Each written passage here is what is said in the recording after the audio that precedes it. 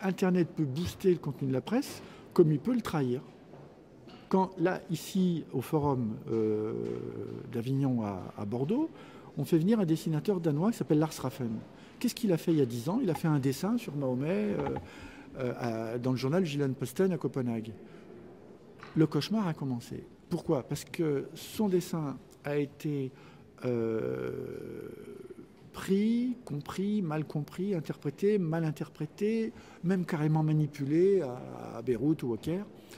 Et depuis, il a eu des fatwas, comme tous les autres dessinateurs danois ont reçu des fatwas. Et puis on a vu évidemment ce qui s'est passé le 7 janvier à Paris avec les dessinateurs qui ont été assassinés.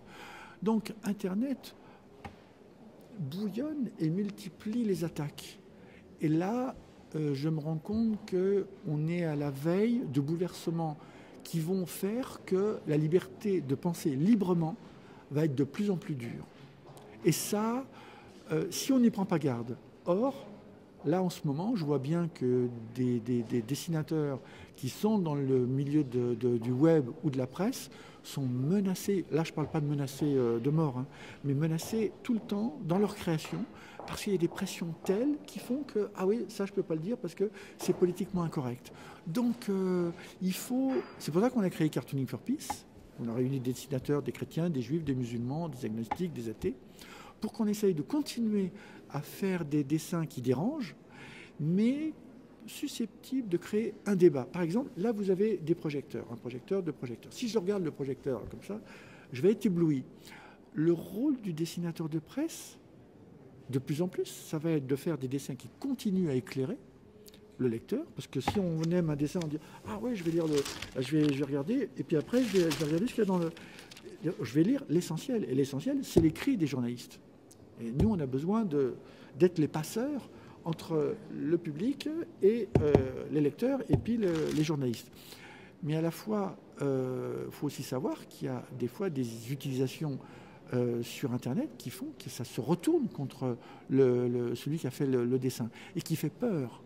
Et alors, il y a les peurs, évidemment, du rédacteur en chef qui dit « Oh là, tu as dessiné un minaret, là, tu as dessiné une synagogue, là, ton barbu, tu ne trouves pas qu'il est un peu trop barbu ?» Bon.